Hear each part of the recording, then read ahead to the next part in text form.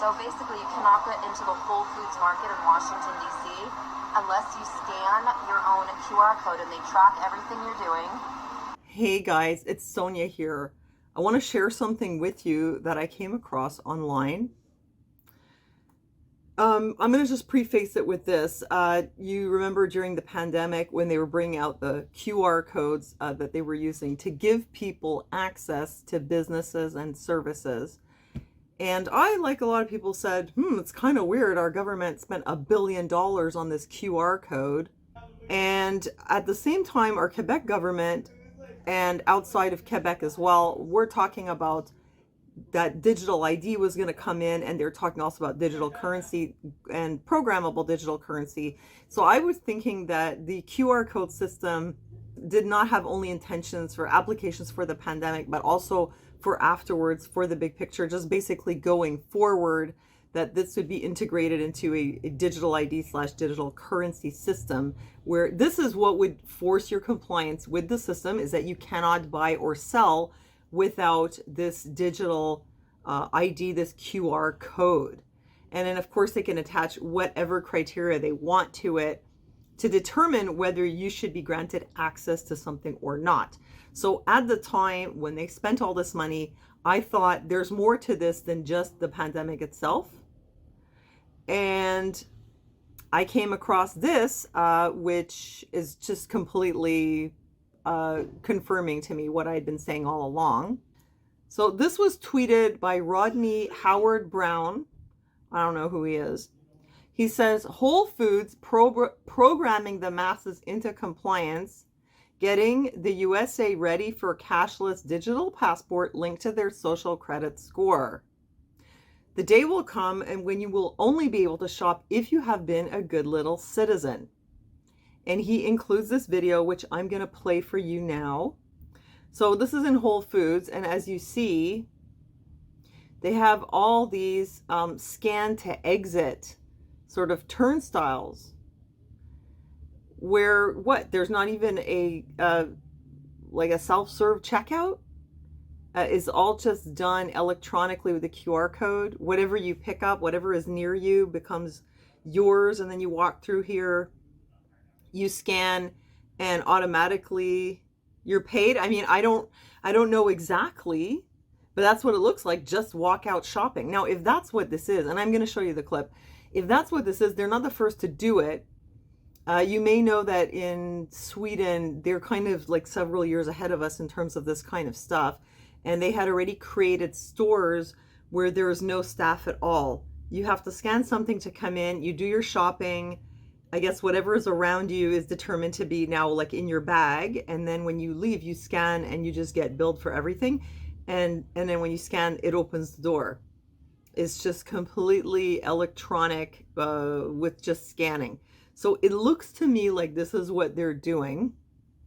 I'm going to play this clip now.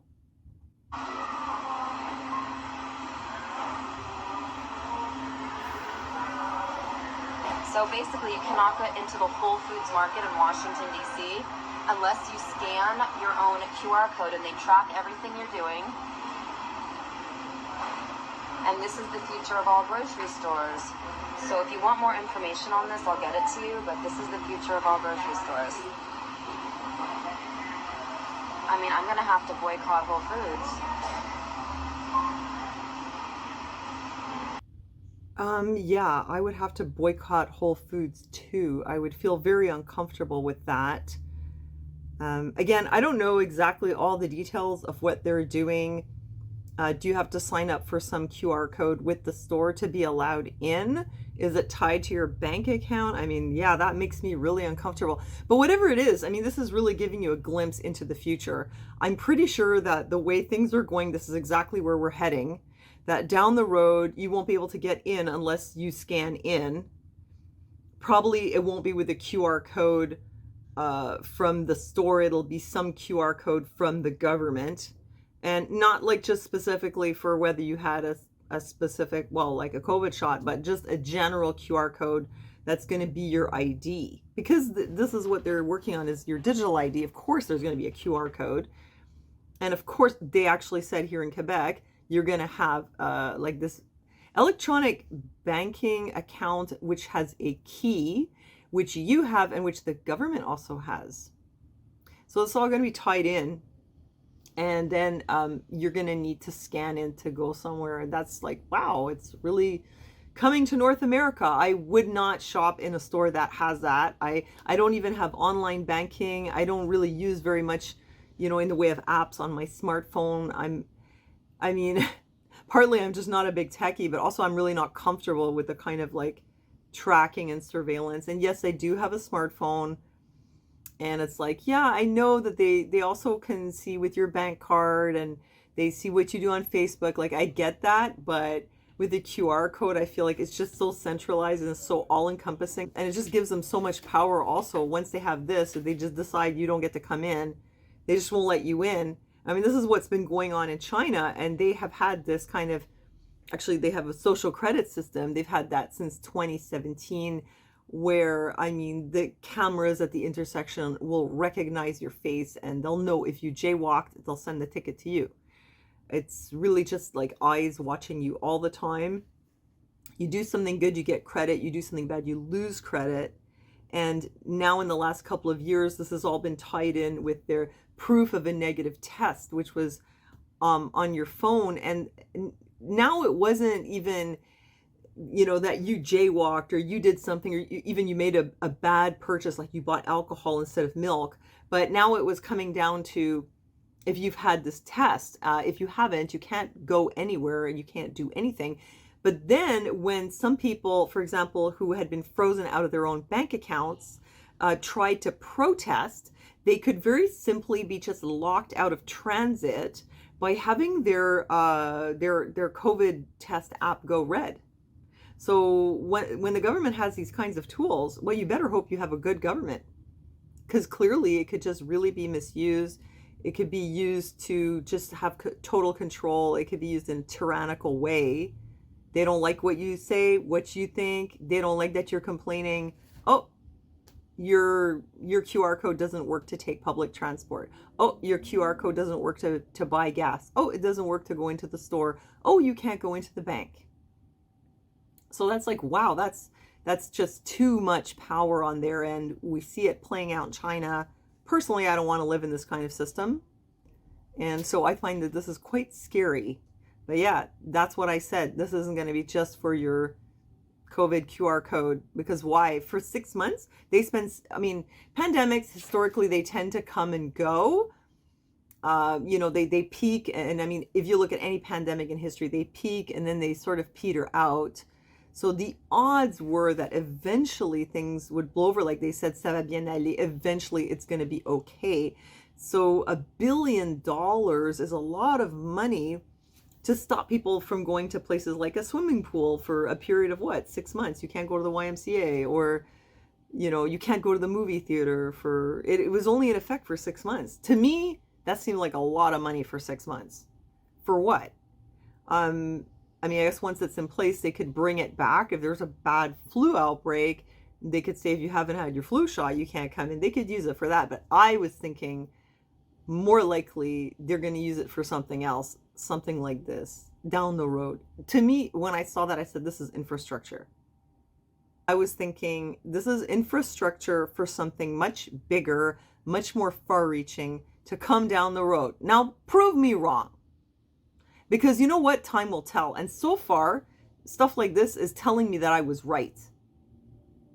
So how do you feel about this? Is this good? Do you think this is like a good technological improvement? I mean, how convenient is that? You don't have to, go to the cash. You can just scan. Oh, that's nice. Is it worth the convenience? And here's another thing. I was talking to a cashier in Home Depot, because they had like 4 self-checkouts and they had 2 humans to help the people like myself use the self-checkout. So I said to her, well, they've got 2 of you to help these 4 checkouts. So what is really the benefit if you still have to have your 2 employees in place? Are you really gaining much? Like, I asked her, why do you think they have these self-checkout machines if everybody needs help with them? what is the benefit that they don't have to pay the employees? Well, I don't know. They have to still pay two people. And it's weird because on the one hand, they're saying they can't find employees. On the other hand, people who are looking for jobs say they can't find work. And why is everything being replaced with automated everything? Okay, what is the goal? If you think about it, is the goal that they just want to automate everything so they make more money? Then you have this like obsolete class of people that can just sit around on basic income, which apparently these tech companies have agreed they'll pay a sort of tax for to fund this basic income. Is that the goal? Is it just money? Are they just going to make more money by having to pay less employees when they have to pay all this tax for basic income? Do you think it's that? Or do you think that for some unknown reason, as of yet unknown, down the road, there will be such a labor shortage that companies will not be able to stay afloat unless things are automated? I didn't say all this to her. I just asked her, well, what do you think? Because I said, it doesn't really make a whole lot of sense, does it? But the more I think about it, the more I think having a much smaller labor class could be part of the picture. Either that they're anticipating that there will be a shrinking of the population and they're preparing for that now. Shrinking, why? I don't know. We could say it could be anything. It could be maybe it's global climate change. We don't know what it is, right? But for some reason, anticipating shrinking population to the point where there won't be enough young people to run the economy. You're going to need those machines. You're going to need those robots and that AI.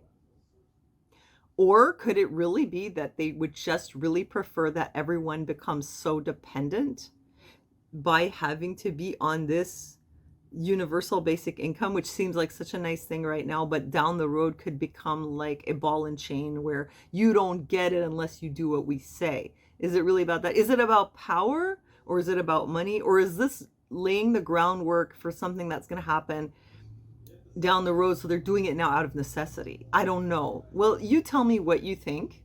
But in any case, it seems like this is definitely where we're heading. And I thought I'd mention it. See what you think. Let me know in the comments below. And would you shop at Whole Foods if you had to use a QR code? Let me know what you think. And thanks for listening to me. And I'll see you next time.